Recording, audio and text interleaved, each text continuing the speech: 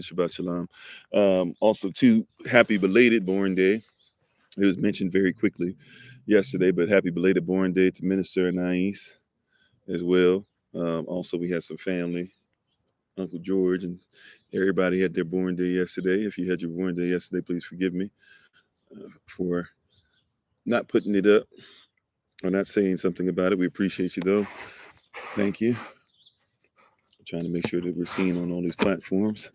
Got a lot of stuff going on over here. Alrighty. So thank you to everybody.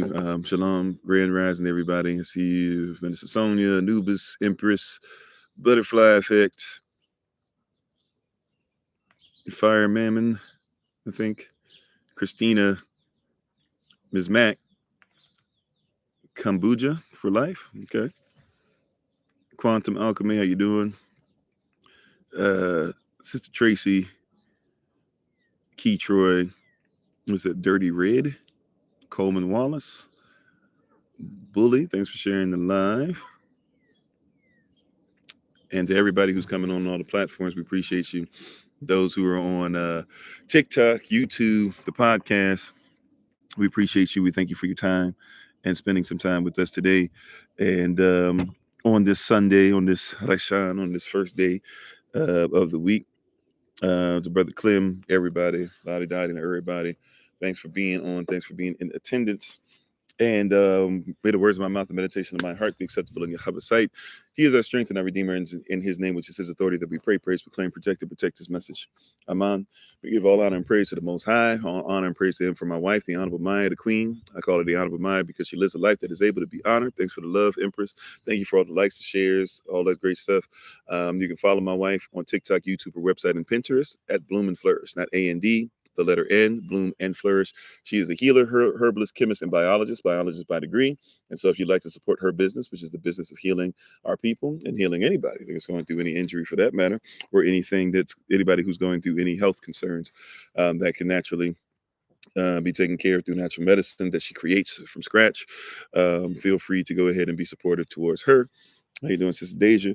And we're going to continue to move through these things and these items.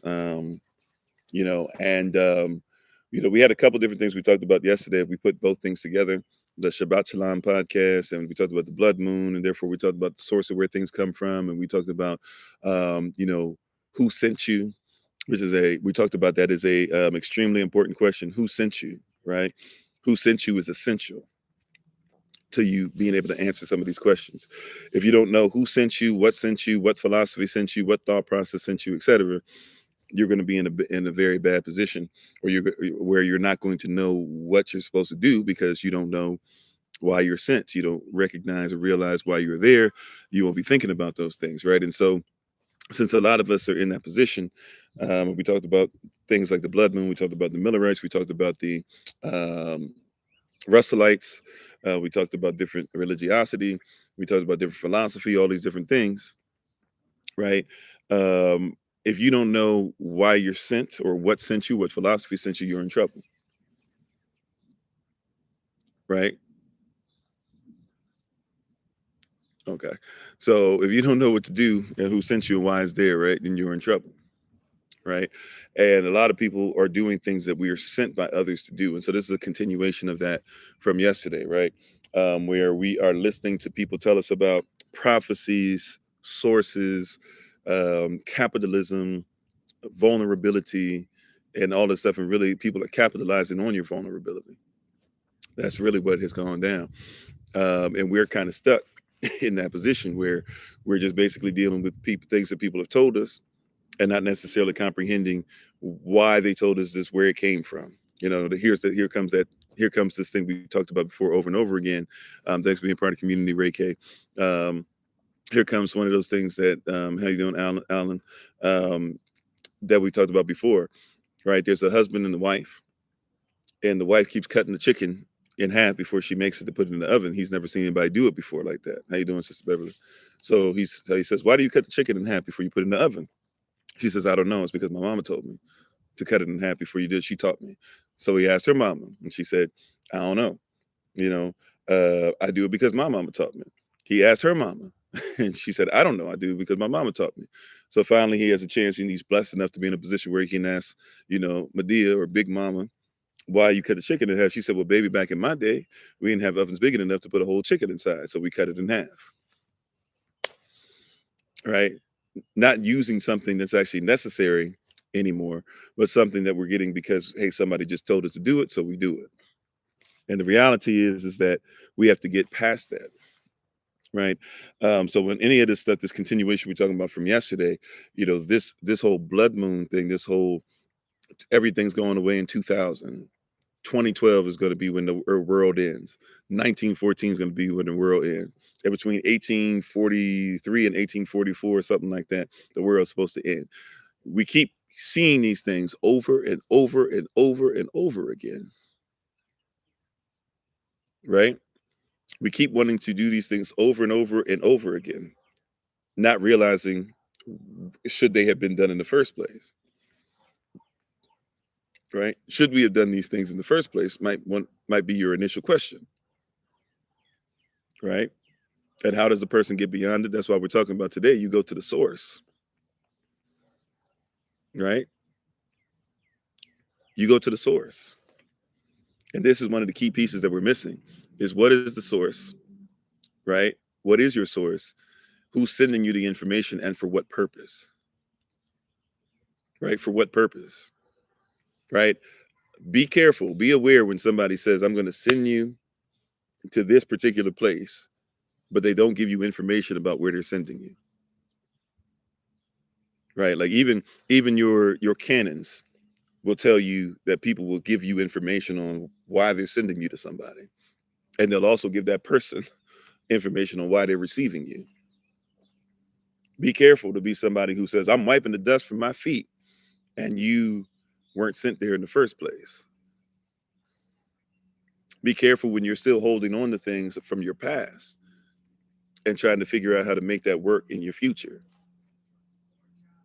How you doing, Ransom? Right? Be aware of those things. Be aware of those things.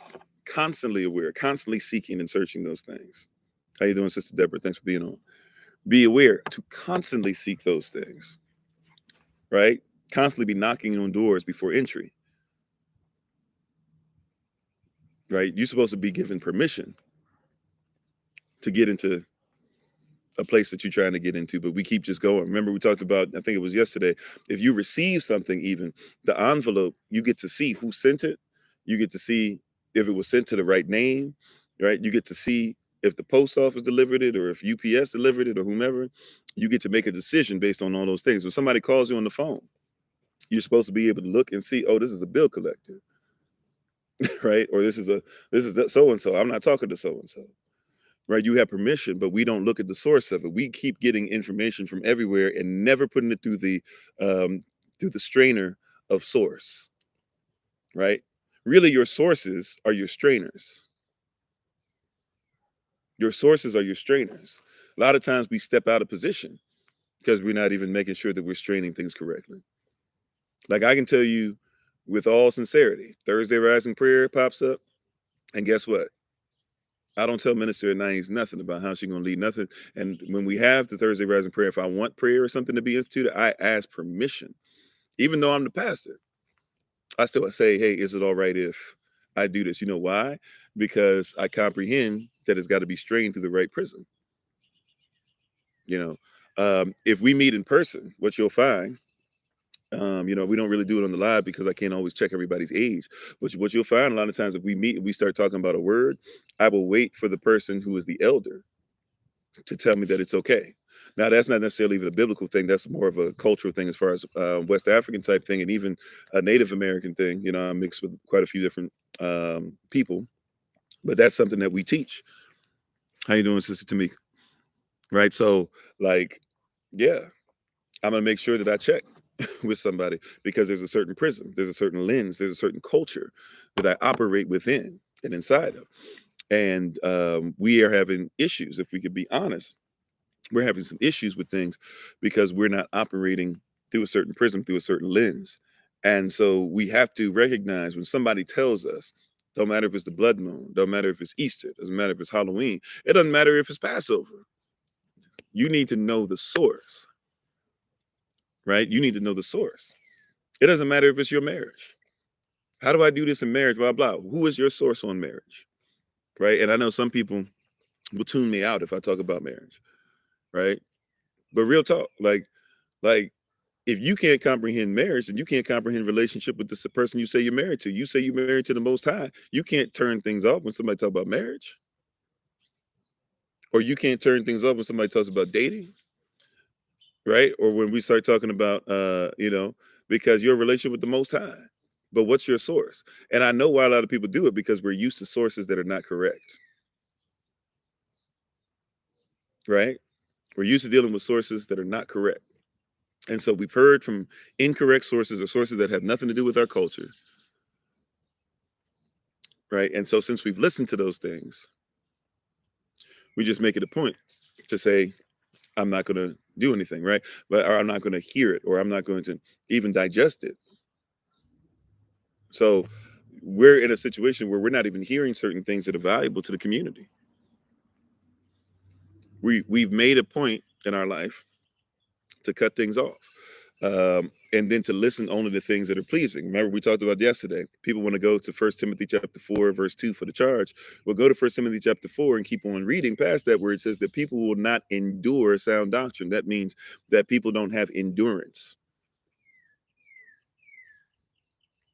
I'm sorry, you said, what does a person do once they find the source and realize what the source is? Well, then you try to interpret what the source says, right? And we'll go over this stuff, give me a minute, but like, or if there's something I don't get to right away, feel free to put it in the Q&A box. However, like I want you to realize, like when it comes to a source, first of all, find the source. Secondly, though, like, do you know how to interpret? Remember, interpretation and application are two different words. There's one interpretation, but there's many applications. And so people are doing this weird thing. I gave the example yesterday. I've given this many times before. If I say, I love my queen, and you get that word, the interpretation is, I love my queen, right? The interpretation is not anything different than I love my queen. However, if you go to somebody else and they say, man, what was Kofi talking about today? You said, man, Kofi was spitting some real stuff, bro. Like he was talking all this stuff. Or, hey, sis, he was talking all these things, girl. You wouldn't even comprehend. Well, what was he talking about? Well, he said, I love all queens. Time out. I might have love for all queens, but that's not what I said. That's not the interpretation. So one of the biggest issues that we have, once again, we talk about culture so often because we're still not, a lot of times we still don't get this. We still don't recognize this one thing. I love my queen does not mean I love all queens. Now, doesn't mean I don't have love for all queens. Doesn't mean that I won't respect all women. Doesn't mean I won't respect all black women. Doesn't mean that I won't respect our daughters and our mothers and our sisters, etc. Right? What it means is that I love my queen. And I'm talking, so everything that comes out of my mouth before and after that needs to be attached to I love my queen.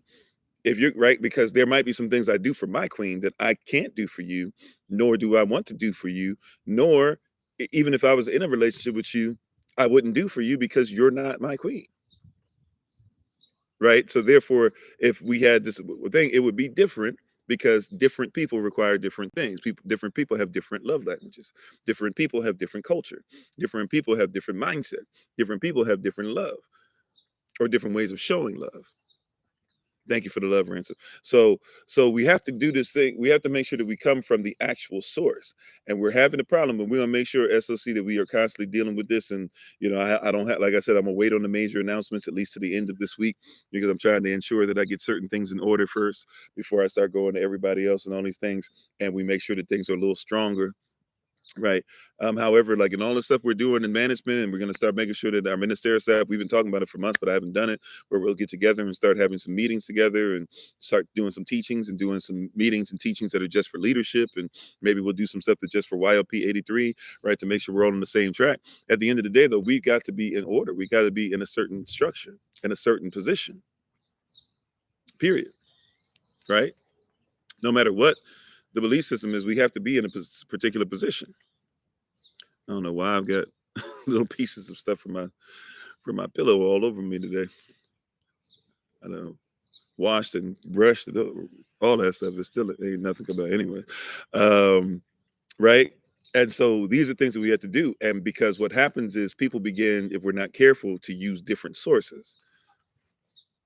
Well, I'm having a problem with this. Well, why don't you just go to blah blah? But what if blah blah is not in tune with your source?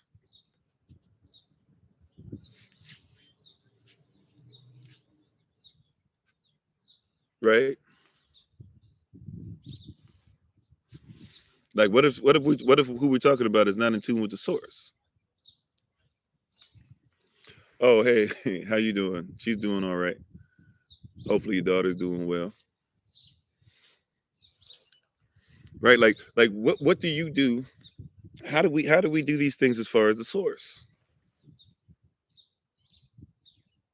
As far as the source is concerned, do you know what the source is? When somebody says be careful about the blood moon, where does that come from? Right? When somebody says when somebody says we need to talk about Christmas, where does that come from? What is Saturnalia? What is the winter solstice? What does Norse theology say about those things? You hear what I'm saying? What is the source? And when you're in tune with the source, what is your position to the source? I'm always going to go to the source of our culture because the source of our culture I'm submitted to. You hear what I'm saying? I'm submitted to the source.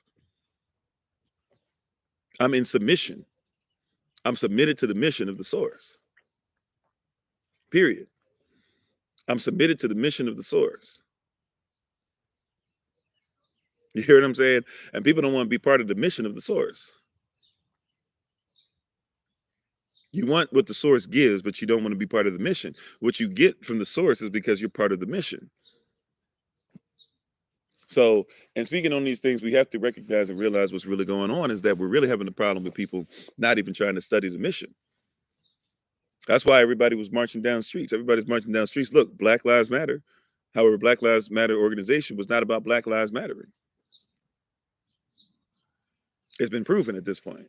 If you're defending it at this point, if you're defending the organization, I'm not saying defending the saying Black Lives Matter, but if you're defending the organization, then you got to recognize that you're defending something that was never about a mission as far as your life.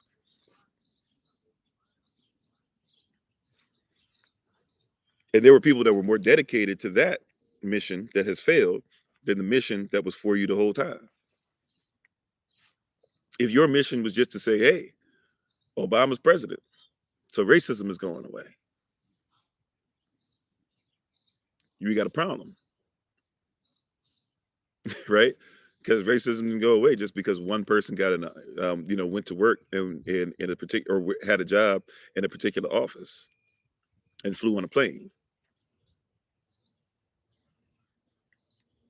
right? Exactly. They did what they were told, but they didn't check the source. Is the point, right? That's why people did the same thing with Trump. We're going to make America great again, man. Trump did the same thing that told you 36 years ago they were going to make America great again. They did it with Ronald Reagan. Same type of dude, just didn't have the same type of money. But it was an actor on television, did all that stuff, famous or whatever. Got his fame, got his political fame from helping to kill all Black Panthers or whatever. And you thought that that person was going to make America great again. You fell for it. You fell for the okie doke. Bill Clinton out here telling you he was for Black people, then told you that you were super predators. Real talk. Real talk. People don't comprehend it. They don't recognize. Right. And even when you talk about America, which America, which American? See the source? We don't even know the source. People say there's two Americans, so they go to two Americas. They only go to Martin Luther King Jr.'s speech, and it's like, or his interview. Time out. The original American was defined as a copper-colored person indigenous to America. So it used to be you couldn't even consider yourself to be an American if you weren't even copper-colored, right? But your sources are off. Your sources are off. Watch this.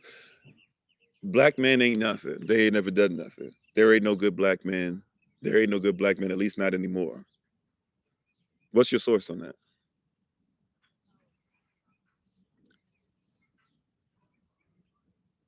What's your source? Is it a scorn? Is it a scorned woman? Is it a white person who doesn't like black people? Does it have to do something with people who are in America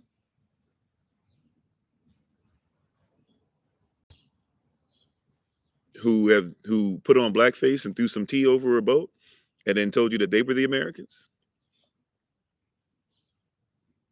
You know, who was your source? If you are one of these people that says, man, black women ain't nothing and they can't be submissive and they don't want to listen and they should be this and they should be that and blah blah and they need a high, what's the new term now, a high quality man and all this, and who's your source on that?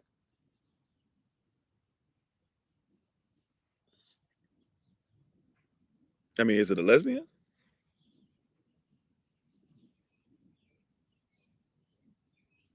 I'm not saying all lesbians are evil. I'm not putting people in heaven or hell. That's not what I'm doing. But hear my words. Use the context I'm giving, right? Is it somebody that's not even attracted to men? Yo, who told you that your fashion choices are bad? And whose fashion choices are you listening to? Are you listening to men that don't even like men? I'm sorry, men that don't even like women, rather,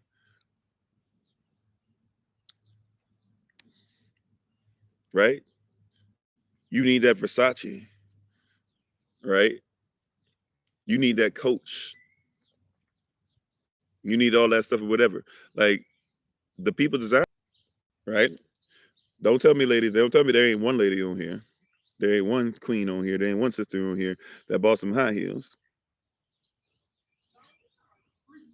just because of everything else. You said, can you call in, Darcy? If you're still on, you can try and go ahead and call in. I'm not sure how long, and I'm not sure if you'll be able to be heard. But we're talking about something specific. But you can feel free to call in on the podcast if you like to. I don't see that it doesn't look like you attempted to call in, or at least I didn't see it. And even if you do call in and I don't get it right away, just give me a couple seconds or a couple minutes, and I'll try to come right back to it. And when I send you the little link or whatever, then feel free to come on in. Right. But you gotta comprehend now. A lot of people don't know this. See, this is source. This is source. Do you even know who created high heels and why they created high heels?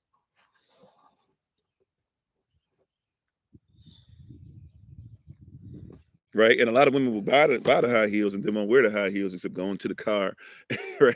And it'll sitting or coming from the car into the event. Exactly. High heels were not even made for women. This is gonna sound weird to some because we don't know what's being said, right? But I'm gonna go ahead and give you a truth. I'm gonna give you a fact. All right. And I'm gonna give you context to it. High heels were made because there were men that liked other men, were attracted to them, and so they started to wear them. They were Greeks. This is why we talked about this before. Platonic relationships are some of the worst things that ever happen. Hey, how you doing, babe? My wife, the Honorable Mind's on. Once again, check her out on TikTok, YouTube, and her website at Bloom and Flourish. Not A&D, the letter N, Bloom and Flourish. Thanks for being on. Appreciate you. Um, so you got to see even in the source material, like, but nobody will ever tell that to you. But high heels were never designed for women. They were designed for men. They were designed for men because Plato and others, but Plato specifically, the reason why you call this thing platonic relationship is because Plato thought that the worst relationship was between a husband and a wife. That's not our culture. That's not even what you're trying to attempt. Plato taught that the best relationship was between a man in his 40s and a preteen boy. That's what Plato believed. Just like if you look up Freud and all your Freudian sayings and things like that, you'll look up and see that, oh yeah, Freud is Freud is somebody who talks about being anal because he thinks that children want to have anal sex with their mother. That's why they call you anal. If you're acting a certain way or acting almost like childlike sometimes, or because you didn't get your way, they'll say that you're anal retentive or whatever. That's where that comes from. Thanks for being part of the community, Alicia. Right. So People don't recognize, but you're using these terms and you're using this thought process, you're using this mindset. Just like when you talk about a firmament, that's a Greco-Roman, or that's a Greek god. So there was no firmament. When people say, "Oh, I don't believe in the firmament," well, neither do I. Well, but what you said that there's this thing over there. It's not a firmament. I don't worship. Matter of fact, if you know the term God, right? God is not a real thing for us. God is a Germanic deity. God is aligned with Greco-Roman deists or deities, right? So when you go to the high heel, you'll discover that there were men who were attracted to other men. They started wearing high heels because also they were into bestiality, right? Remember what these oh wow. Okay. We just lost YouTube and stuff again. This signal thing is getting annoying. That's all right though. If you're on the podcast, we're gonna try and if you're on the podcast on YouTube, we're gonna have to come right back with something else. Forgive us. But we have to do another 2.5.